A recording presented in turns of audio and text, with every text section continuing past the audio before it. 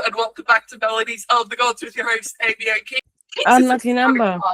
Well, it's the double recording session because Kate keeps screwing up timings, so we're doing double. Well, not technically double. Double is like when we have the same outfit. Well, hopefully Kate will remember to send me the video today so I can upload it. Alright, so today we're looking at the brownie from the Tales of Witchcraft and Magic in my lovely Celtic Myths and Tales book. And for context sake, it's like 9 a.m. my time, so I'm having breakfast.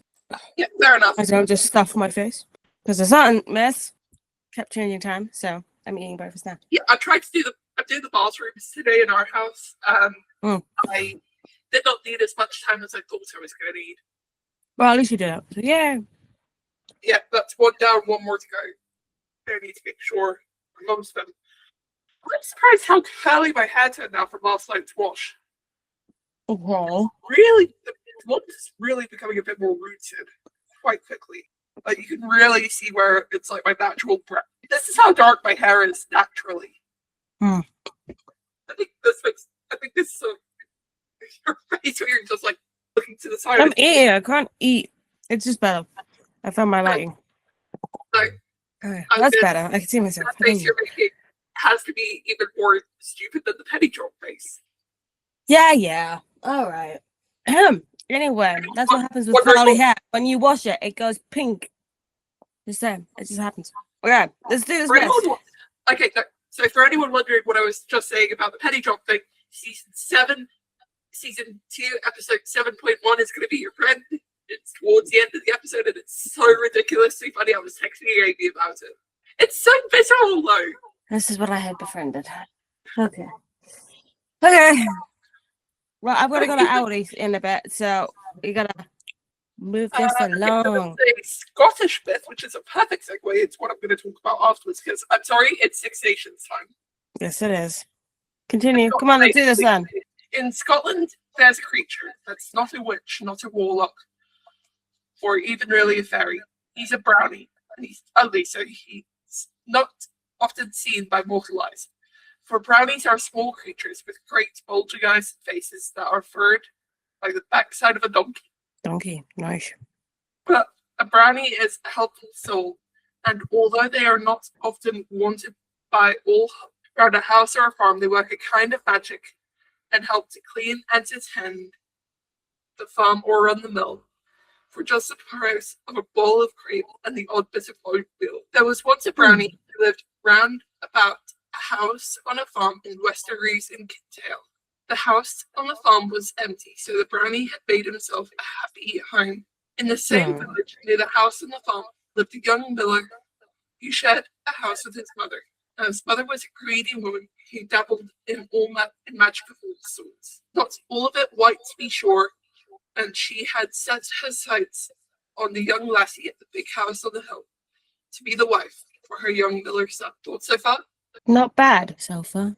Not weird, and no one's been eaten or turned into anything weird by a god, so pretty good.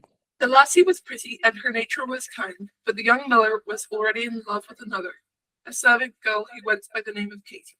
Now Katie was as fair as the morning sky, her cheeks were flushed with roses. She was a bonny lass, and she would work hard with her husband to tend the mill and make him into something grand. Now the young miller's mother would have none of it. Look, you must marry this farmer's daughter with a big farm and everything, and it would be yours because her father's getting on. But the miller was stubborn, and he only cared for Katie. I can't help it, mother. I love Katie, and I'm going to marry her, he said firmly, to which his mother replied, you're not going to marry Katie because Katie is going to die. But the miller's will was stronger than the love for his mother, and he married Katie in secret and took her to live in a deserted house on a farm. Now there were stories told in those parts about the brownie who had made his home there. But the miller was a friendly sort and not easily scared, so he convinced young Katie that it would be safe. And together they went to meet with the brownie. Katie was a fair lass, and she could see that an appearance did not make a man. Although the brownie frightened her, she could sense his good nature and agreed to live there. This has to be one of my favorite bits of the... It sounds a bit like a Scottish take on not like the arranged marriage is kind of like Persephone and Hades kind of way thing. That's my thought process in there. They settled in happily in the house on the farm, and the brownie was made a fine bed of straw and done all the best bit of oatmeal and cream. For that he tended their mill, and each day new sacks of grain were laid neatly against the mill. He interfered not at all in their lives, but they came to love his quiet presence, his charming ways. For he would slip down the chimney as they slept, and lay things just right, so that when they woke, the wee house gleamed from every corner. Oh God, I'd love that. As it went to happen, especially those who are young and in love, the young lady of the house became heavy with childhood, and as she grew more and more tired, the brownie worked harder until he spent many a day in the house of the miller and Katy. He became a friend to Katy, and she became accustomed to his horrible face, warmed by his quiet presence, his charming ways. When the baby was due to come, it was the brownie who she called to fetch her husband the miller, and he scampered with glee down the path to the mill. Now the miller had grown fond of the brownie, but he was more traditional than Katy. He felt that the presence of his mother was necessary for that band to be born. And so he left Katy with the brownie, who mopped her brow as she cooled out with pain, and who stroked her face with his own fat hand. But as soon as the whole of the miller's mother was heard on the path, he leapt up the chimney and disappeared from the ring. For brownies are magic beings themselves, and they know the dangers of a witch, especially those who dabble in magic. That is not all white. That is a good sign. And they never make childbirth seem particularly pleasant, do they? Any myths like screaming, crawling around on the floor, bleeding. Yeah, that makes me want to have a kid. I mean, they could like. I know you don't really want to have kids. Same. I'm gonna have a dog, or foster, or try and get a job first and worry about it later. But that's good. I like the idea of a brownie and pixie because they're often misconstrued. There is that. Often misconstrued because pixies are small and have wings, and brownies are not. They're completely different, and they have different ears, but people often confuse the two. Which is like, if you've not done a whole lot of mythology stuff, you can get those confused. I know. I just find it insulting as someone who does do a lot of mythology. So yes, but good. I like that myth. It's probably one of the nicer ones we've done, which is saying quite a bit, seeing there was crying, screaming, and bleeding everywhere. Where it gets a bit more. Oh God. Miller's mother was friendly and calm, and in her pain and distress, Katy could not help but trust her. She allowed her mother-in-law to braid her hair and to set her back against pillows that were freshly stuffed. A tiny black kitten was set by her side to keep her company with her and the new baby. Then, turning the lassie's bed towards the door, she bid her farewell and left. Now Katy was soothed by the presence of the witch, but when she left, the pains began again in earnest, and she both moaned and writhed for 2 whole days before the miller was forced to go for help. Oh. At first he went to his mother there, but she feigned an illness and said she could not come back with him. And so he returned to the farm, where he found poor Katy sick with exhaustion and great pain. "I'll go for the Howdy woman," he said, for the Howdy woman delivered most of the babies in the village, having the gift of midwifery. But Katy would not hear it, so frightened she had become. "Don't leave me here," she said. She sobbed. "Send the brownie." I think it means the brownie did something to the poor impregnated lady. No, I was just like, "Send the brownie." No, I'm Scottish. I don't speak Scottish. I'm bloody Greek. And that thought stopped them short, for many folk were frightened to visit them at their home because of that same brownie. They wondered now if the Howdy woman would fear to come as well. But Katy's pain was dragging her deeper into a dreadful state, and the roses had disappeared from her cheeks. There was no sign of the van, and there was nothing for it but to call the brownie for help. The brownie was only too glad to help, and in the cover of darkness, with a great cloak wrapped around his hideous face, he rode off across the hills to fetch the Howdy woman. She came at once, for her calling was stronger than her fear, and she sat herself behind the brownie and wrapped her arms around him for warmth and for safety. She whispered in his ear as they rode, "Katy will be well again, no doubt. But I hope I don't see that brownie. I'm terrified of that brownie." But the brownie said, no, don't worry, I can assure you for certain that you'll not see anything worse than what you're cuddling now. He drove the howdy woman to the door of the house and made off with the horse into the darkness. Oh, The howdy woman had seen no birth like this, and for 4 more days she sat with Katie, who was expiring quickly now, torn by pains that racked her thin frame, and struggled to keep sane as they plunged her into a burning hell with every contraction. The miller sat brooding in a chair, helpless against his pain he could not understand. That sounds a bit more like it. And snapped his fingers. I'll bet a shilling that this is the work of my mother. That bitch. Of course it fucking is. It's always the mother, isn't it? So he rode straight to the house of his mother and shouted at her, take that spell off my Katie. I know you've done something. And his mother shook her head and said, I will not. I told you she's going to die. You're going to marry the farmer's daughter. She stood firm and would not help this poor Katie. So poor Katie seemed destined to die in agony, and he ran away then into the night straight for the wee brownie, for he had no one else to whom he could turn. And the brownie thought for a while and said, I'll tell you what you could do. Take me down to your mother. I know, said the miller.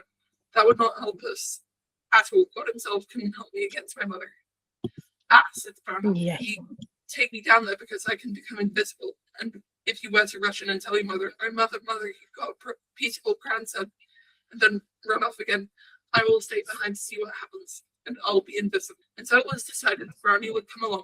And when they reached the house of his mother, the miller ran in and cried, Mother, you got a beautiful grandson. And she said, what? Her face a mask of alarm and fury. Oh yes, shouted the miller. But I can't stop. I must see Katie. And with that, he ran back over the hills to wait for the brownie. And as he went out the door, the woman stamped her feet and pulled out her hair, cursing all the time. He told him about the witch's knots in Katie's hair, and how did he know about the black cat? And who told him about the raven's feathers and those great white pillows? And who told him I'd turned her feet to the door? And then the brownie skipped away as fast as his legs could carry him over the hills to greet the miller. My dad's talking about my things. Of course. Hey! Well, Ada, recording. Do family time on your own time. Yeah, that stuff turns up in the recording thing. Brownie's where Katie laid with the howdy woman. Now, the howdy woman had only set eyes on the grinning brownie when she was up and out of the door in a flash.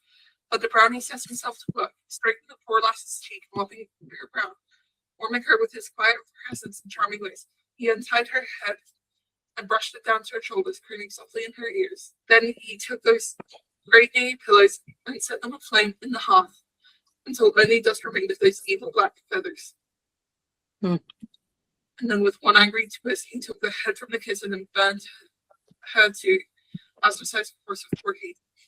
And so it was then when the brownie moved the bed round so her feet faced the door no longer, that the cry of the infant was heard in the house on the farm.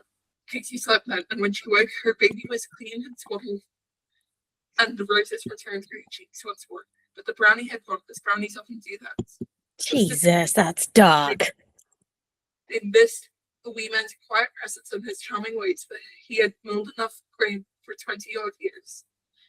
And they lived on that house, on the farm, with the new baby in comfort and good fortune. 1, hate the mum. 2, go brownie. 2, that got dark. I was honestly scared the brownie was going to rip the head off the kid. The kitten. Yeah, but they didn't. That's good. We wouldn't want that to happen. That's fair.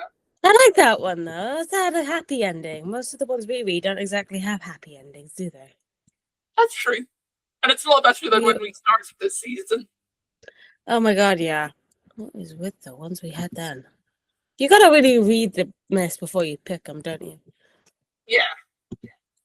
Anyways, I am going to say this much.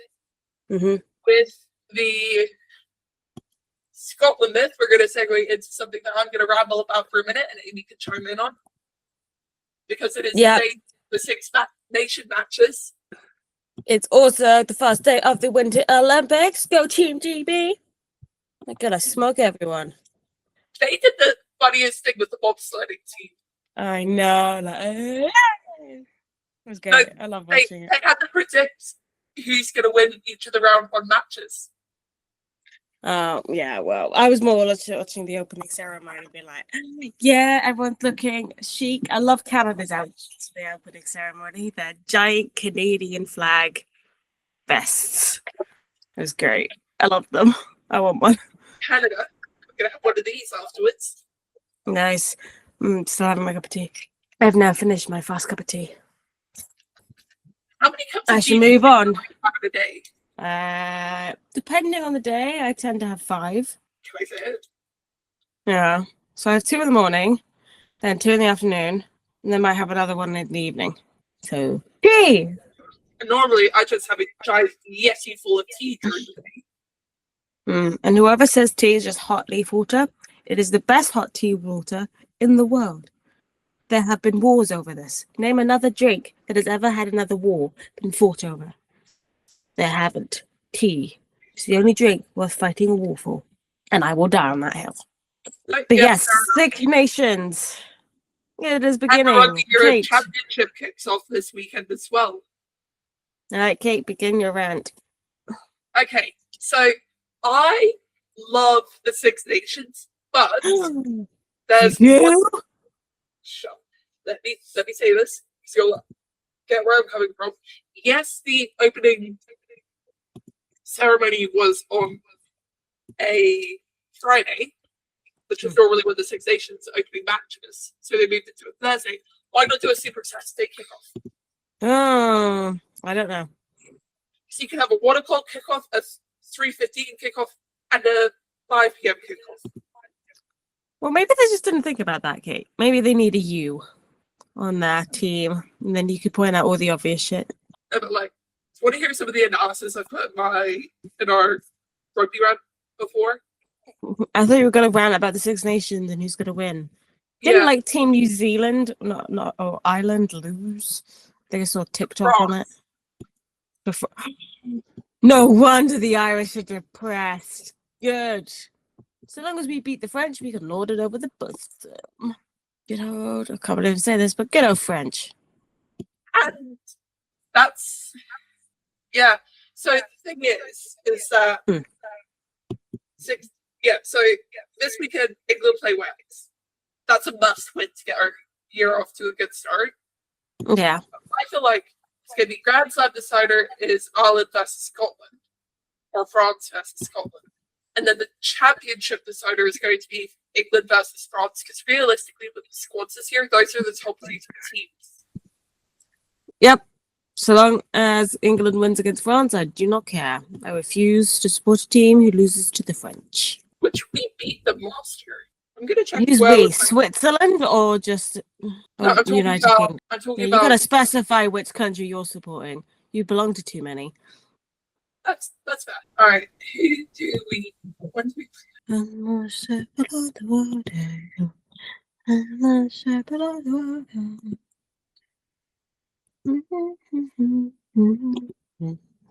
Keep me traveling along with you. There's a very catchy. Keep me traveling along with you. Oh, okay. We played them in France. We lost to them the last time we played in France, but I feel like with our squad right now, Who's up? Which team are you talking about? I'm talking about England if I'm talking about France. There you go. You gotta be specific, Miss 5 passports. Oh, I have an update for you on that after. Oh God! I don't want to know. Don't want to know. It's good news. Which one did you get now? The Switzerland one is in the mail or whatever? Just tell me! I can cut it out! No, there's a thing called your mouth. You can just talk. And if you don't want something in the chat, tell me and then I can cut it out during editing. That's kind of how it works! The thing you left in. I tell you to re-edit. I cut it out. Well, then you re-edited it, didn't I? It still happened. I'm just saying. I hate the pop-up. I hate the chat. I'm at the final stages. So there you go. Have the acceptance. Wow, that's good. You're gonna have what? 6 passports now? 5. 5. Well, close then. Where do you keep all your passports? Is it like in a folder or like your go bag in case your family gets hijacked or something? Why do you need that many? Well, Ireland, EU, Yeah. so that's my main one. And then Switzerland's going to be handy because then it's like I can move back here with no reasons. Mm. And then Britain, it's just handy to have at this point. It's the most powerful passport in the world. That's what you should I say. feel like Ireland is more powerful. No, it's a well-known fact that the UK passport is the most powerful passport in the world. Because I got one of the last ones signed by the Queen. The Queen. I mean the good Queen, not the Queen consort bullshit. Okay, I'm going to compare passport powers. No, talk about rugby. I prefer that. So, according to the AI overview, which like summarizes everything, No, continue. as of 2025 to 2026, the Irish passport is considered to be more powerful than the British. While both provide extensive global travel, Ireland's membership of the EU grants the right to live, work, and travel freely across EU, EEA countries. Don't believe it. Don't believe it. Post-Brexit. Don't believe it for a bit. That's bull. Don't believe it. Just the Irish trying to get people to visit that bloody country. No, but it's true. Like with the Brexit, with you guys. Don't blame Brexit, honestly. Anyway, I still maintain the fact that the English passport is the best passport in the world because I am a nationalist. Nationalist, loyalist, whatever. For king and country. All right. Thank you all for listening to episode 13 of Melodies of the Gods. Kings want to end it because I'm right.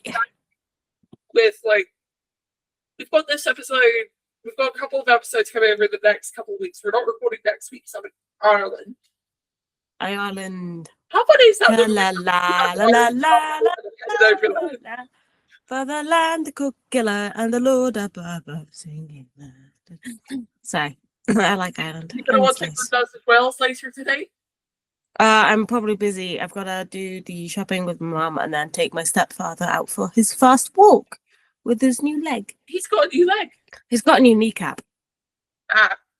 If you haven't seen videos of knee surgery, knee replacement, it's gross. It's like one of the worst surgeries to have. So he's in pain. They pay about, I think it's €440 this time. I will keep an eye on the time then and see if I can. If not, I'm sure you will live text it to me or something. And Italy plays Scotland at 3:10 Swiss time. No point watching that. The Scots are going to win, aren't they? I would. They're Scottish. They're Italians. It doesn't matter. Scotland will still win. So? I thought England had a slam dunk win a couple of years ago, and they nearly lost. Yeah, well, whatever. I'm still maintaining the fact that I bet Scotland's going to win. Okay. Thank you guys so much for watching episode 13 of Melodies of the Gods with Kate and myself. We will see you next time. Bye, people. Oh, bye-bye. Yeah, you got to end the recording.